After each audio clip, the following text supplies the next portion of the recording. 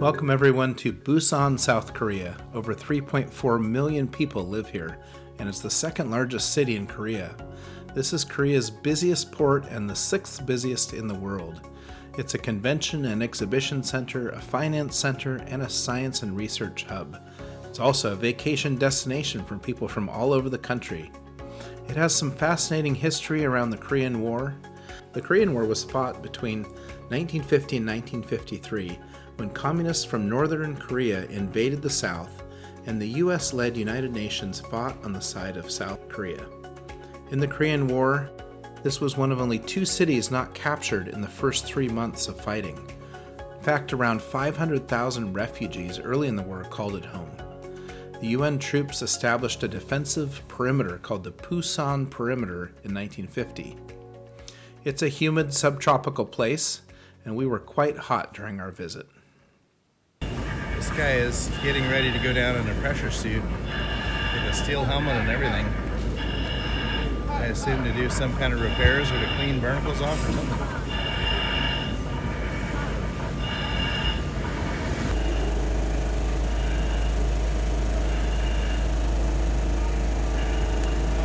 Something you don't see every day.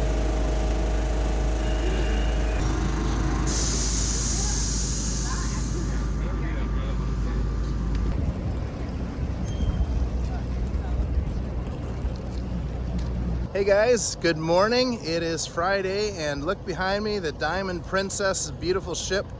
We are here today in Busan, South Korea. And as they just say, Korea, because they believe in a unified country and it's all Korea to them. This is a huge and beautiful city and we're just thrilled to be here. Come on with us, we're gonna do a little shore excursion off the cruise ship and go see the Busan Cultural Village and also a market. So there should be some great photos today. I think we're all in for a treat.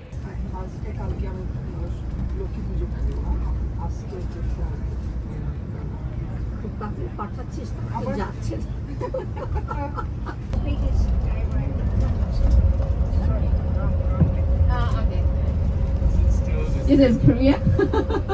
No, it's not. Is the money still the paper one or the? Yeah.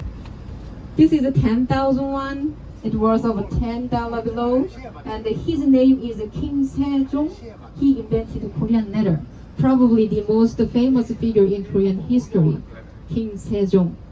So hey guys, this is the Busan Sky Bridge and a very popular tourist attraction. We don't have time today. I would love to ride the cable car. It takes about 20 minutes each way, I'm told, and we don't have that long. This whole development behind us is just getting built up since 2015. And a beautiful beach and high-rise buildings everywhere. And even behind me, everywhere. Massive urban environment. So this is South Korea. Busan was one of 3 cities not initially captured by North Korea in the invasion. And the US and the United Nations put a perimeter of defense around the city, and it became the de facto government for a while when they moved the government here, and also became a refugee center. Back then, this was a much smaller city, and for much of the 20th century, Busan and most of Korea relied on production of small things like shoes and clothing and so on.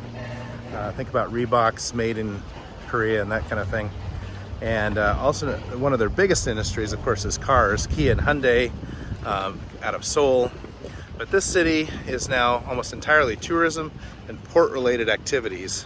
This is the largest port in Korea, and being, I think, 50 miles from Japan, which is the nearest overseas partner, you can see why they would have so much shipping here coming into the peninsula.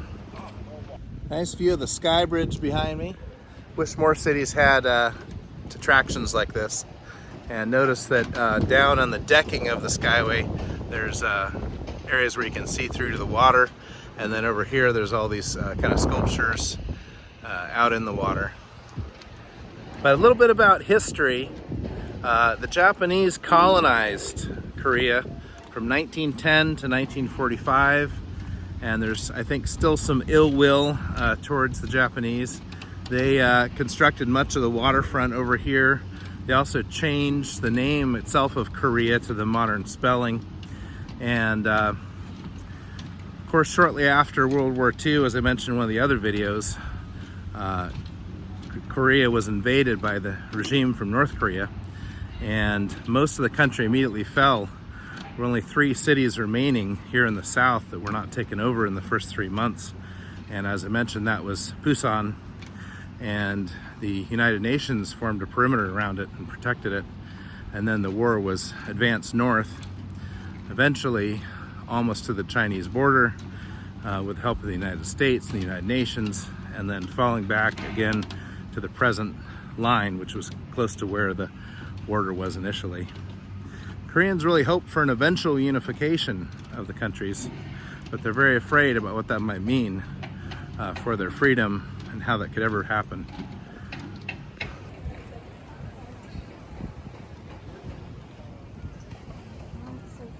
One, 2, 3, 4, 5, 6, 7, 8, 9, 10, 11, 12, 13, 14, 15, 16, 18 oil tankers.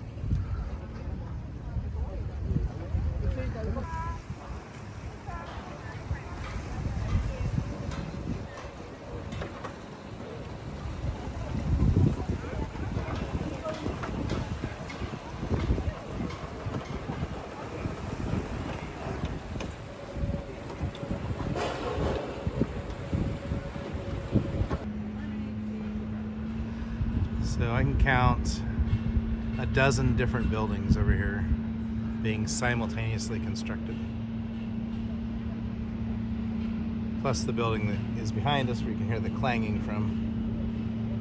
A nice little Korean market here, side of the road. And some friendly creatures to buy, to eat, if you would like to eat them. They look very fresh. These creatures look fresh. Fresh and alive. Hello, creatures. Little crabs. Hello, friend. What's down here? Kinds of clams and mussels.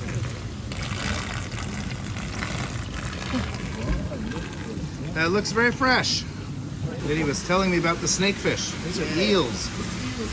Eels. Look at those eels. If you have an appetite for some eel meat, this is the place to come, I hear, in Busan. Also, if you like seafood. It doesn't get any fresher than this, my friends. Let me know in the comments section, guys, what you think of the Busan Sky Bridge and what you think of South Korea so far. I am duly impressed.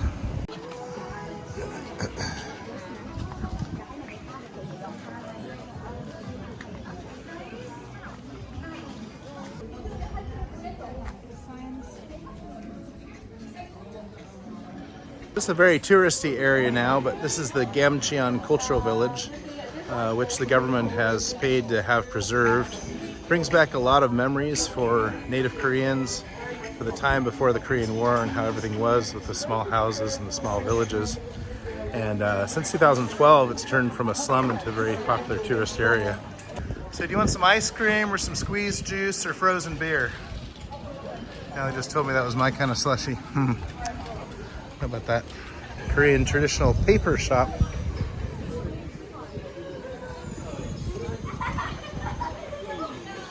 Everyone posing for pictures. Pretty steps. Lots of artwork around the town.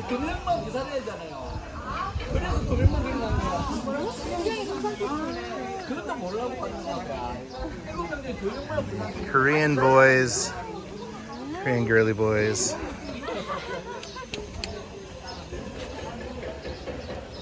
Like kind of a traditional small house there. And lane.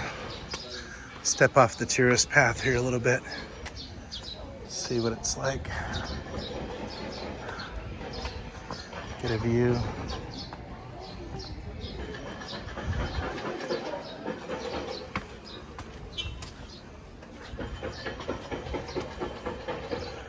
Reminds me of some places in Europe. people's homes in here.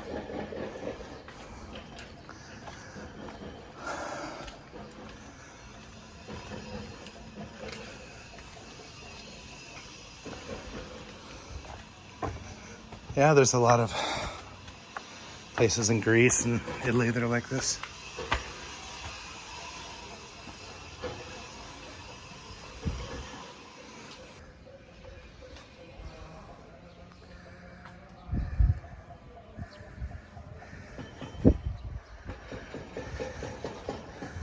I have a Buddhist temple up here. And that is not the Nazi symbol. It's a traditional symbol for Buddhism. The Japanese government's trying to get cartographers to stop using it on maps because people confuse it with the swastika, which is the reverse image, and so they get upset and offended. Growing the vegetables, there's some solar power, water tanks, clotheslines, more vegetables growing here. It's a traditional Korean village. Looks like everybody runs on propane here. I don't think there's any air conditioning. Just like a furnace, propane furnaces for winter. Pots for kimchi.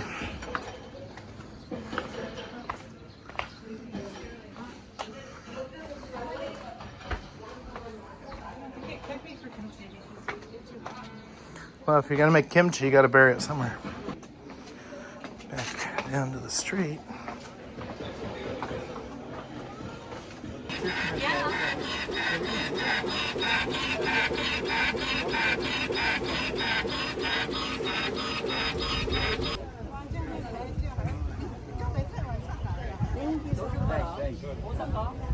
So we are here in Gamcheon Cultural Village, and this is a traditional Korean village. And much of Korea was this way many years ago. And all these small houses were very inexpensive here in the mountains for them. And there was also many small shops where handmade items were made. Eventually, the Koreans could no longer compete with the Chinese factories for making clothes and shoes and other small things. And so these shopkeepers could no longer survive. This was quite a number of years ago, since about 2013, 2015. This has all turned from a slum into a tourist area. And they have busloads of tourists dropped off here to see the pretty painted homes. And also many Koreans like to come and feel reminiscent about the days of yore, days of history before the modern world. Well, quite a sight over the valley here. What do you think? It's interesting. There's no, it's definitely grittier than Japan. There's more garbage, more varied architecture. Got a little ice cream vending here. It's like slushies and sandwiches. About $1.20 each. Cool drinks. I'm a sucker for the ice cream sandwich. Little Korean thing. Pretty yummy. And a whole line of dressed up Koreans who went to get a picture with the little prince. All lined up for pictures.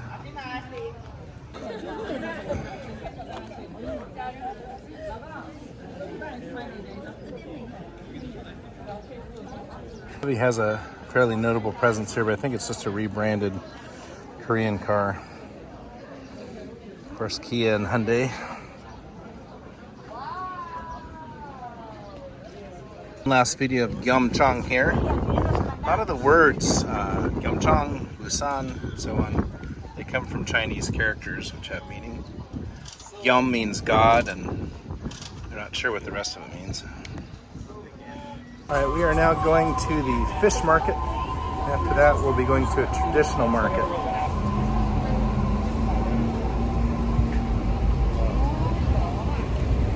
Wow, look at the size of those cherries.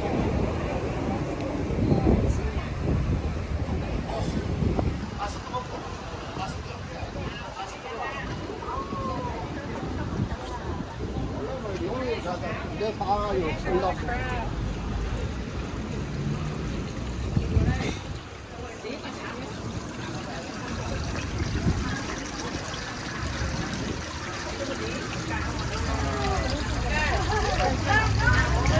at those crabs.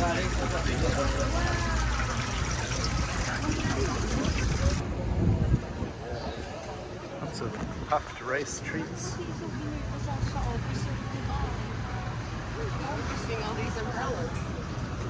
And we have more crabs over here.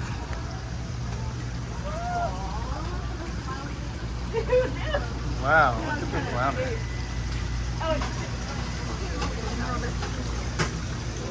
Ooh, look.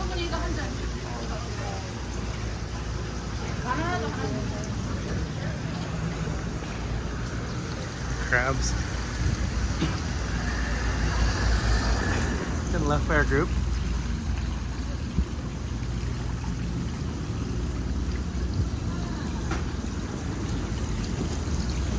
So many fresh seafoods, everything completely fresh and alive.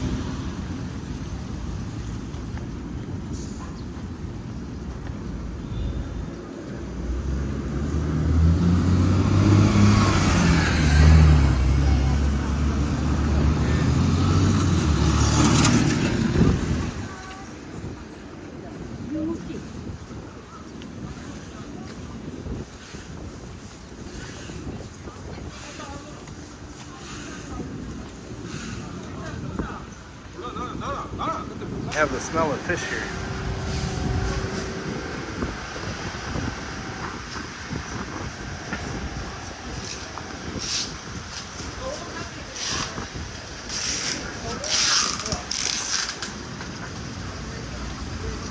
Wow, now we have all our shellfish.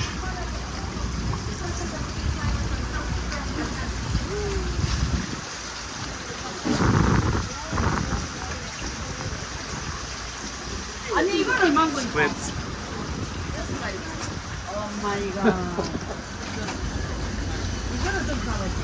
Sea cucumber. 너무 작다. 아이고야. 이 개불은 왜 이렇게 비싸고?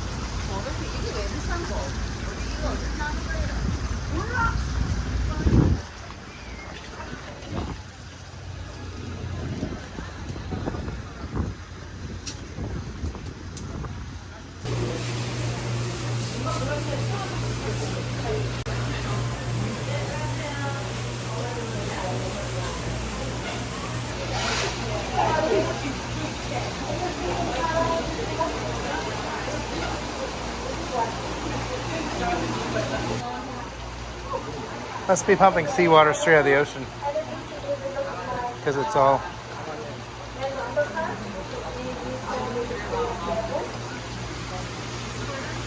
there's a squirter.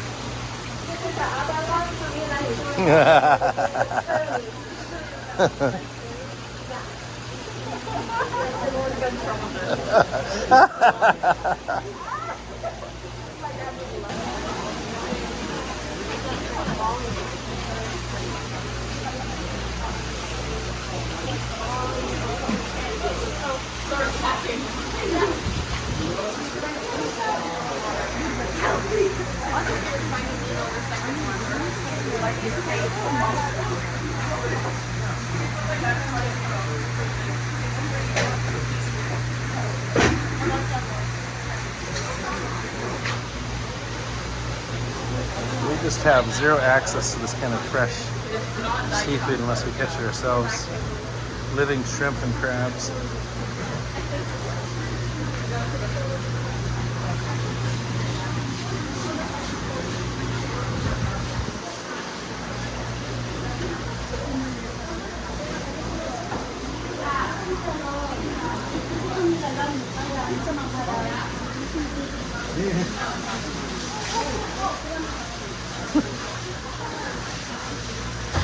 These fish are trying to get out.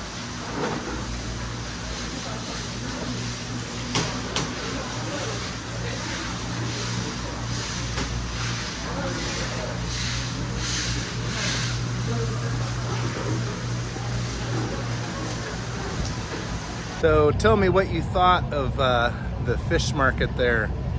Not a lot of people buying seafood, but our guide says that sure enough on the weekend there will be a lot of people in here buying the seafood. Beautiful bay here behind us. They pump seawater straight out of here into those tanks for all those fish, keep it circulating for their health. And what a beautiful day here. It's hot. Not for the smog. Small? Yeah. A lot of smog. Yeah. Pollution from China.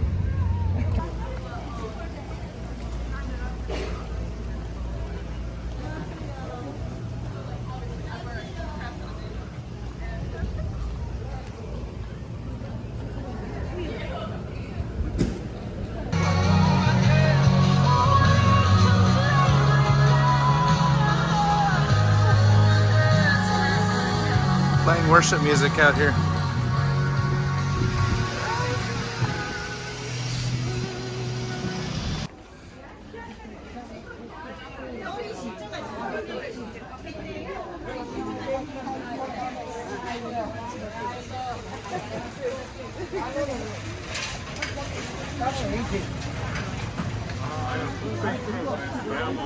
All right, we are just roasting. We just came into a little traditional Korean restaurant, and they put the air conditioner on and fans on just for us. It's nice. We have a pork and seafood stew here, rice and a salad, and of course kimchi to go with everything. How is it? A little bit spicy. The tofu is the spiciest part of it. But this is really great. This is what you want to see. We're the only white people in here. Means you found the right spot. Unfortunately, our trusty guide abandoned us. The Indian folks that we were here with were vegetarian. And when they told the restaurant that, they didn't know what to do with that information.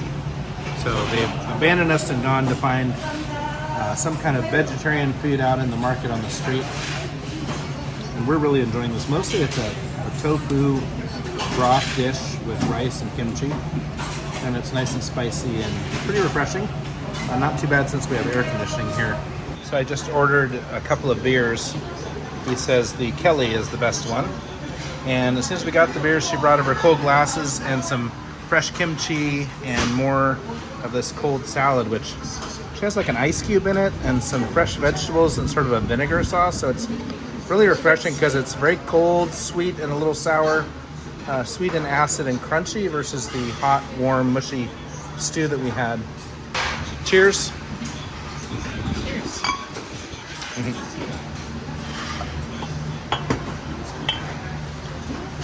Great on a hot day. Sure see the humidity in the glass there. Probably going to taste something like MGD.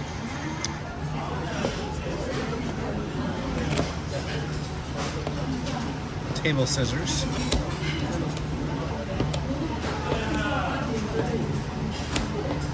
Just ask for napkins and he shows me they're right there.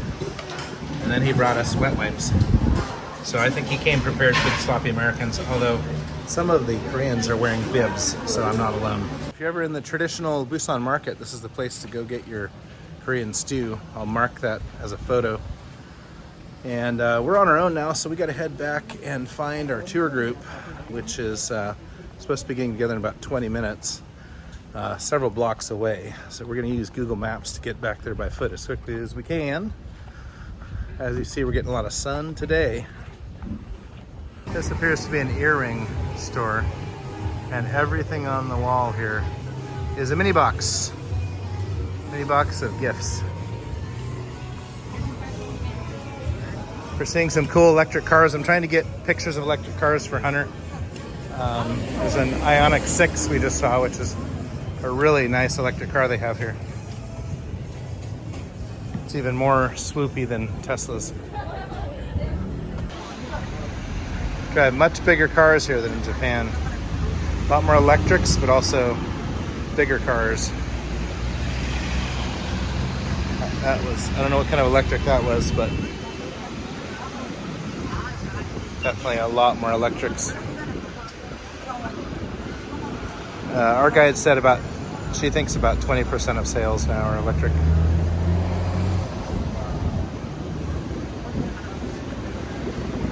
they're going to make the transition much quicker than the US, I think. It's nice to have large walkable areas without cars, but these scooters are everywhere and on the sidewalks, so they're always creeping up behind you when you're walking. I think you had your old Korean sized cars like this little Kia here and that little truck, but once they really pushed into the American market, they started, see there's another electric, they started really doing a lot with the larger size. So we had to head right back to the ship, and we left at 1:30, and we've got some views here of sailing underneath the Busan Harbor Bridge. This is a fairly new bridge completed in 2014, and it's a cable suspension bridge pretty similar to the one we saw in the harbor there at Nagasaki, Japan. It's always kind of interesting to see the ship sail underneath it. It looks very close, but obviously there's plenty of clearance. And then looking back on where we came from, the massive dockyards there around the Busan harbor, and then flags of Princess flying. Really, this Diamond Princess is a beautiful ship. Looking out along the shoreline, you see that the metropolitan area just extends all around this harbor and is really a large land area connected there by this bridge. Quite a nice view looking back along the ship, and then if we pan over here to the other side, we get to see how there are lines and lines of skyscrapers all clustered around the harbor. And this is a giant city with lots of oil tankers coming in, and we're going to be sailing out past the industrial shipyards there where they bring in a lot of the freight containers. And I spoke earlier in the video about what a major freight hub this is. The entrance to the harbor looks quite narrow. It is plenty big enough, but when you're atop such a tall vessel, it does look like a narrow entrance, and we're kind of threading a needle going through here. There's a chain of 6 small islets to the left here in our picture, and this is a very picturesque lighthouse because it's sitting atop a rocky pinnacle. And it's become something of a symbol for Busan Harbor since all the ships have to pass close to the lighthouse. So getting our pilot on board when we arrive and then the pilot leaving is always a little bit of a momentous occasion. It is often done at great risk to that pilot, but we need them to be on board to go into a harbor. And when he leaves, we're released and truly on our way.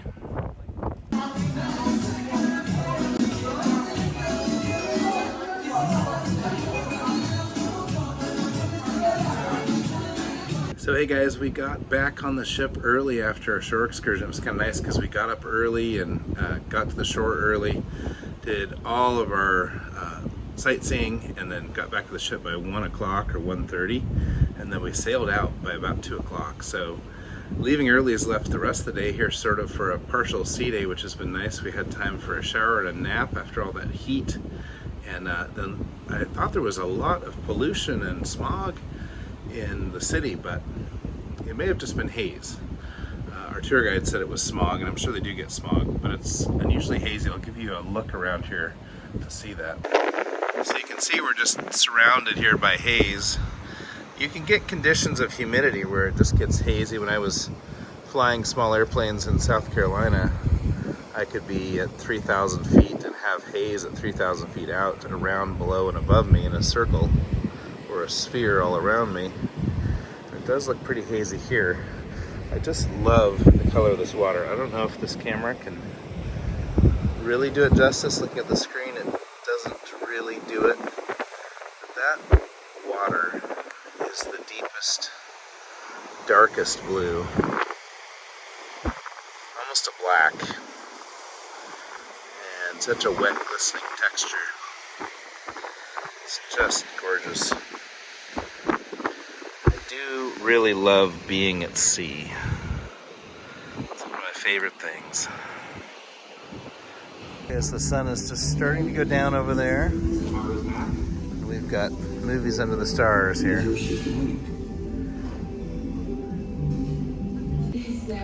Cheers.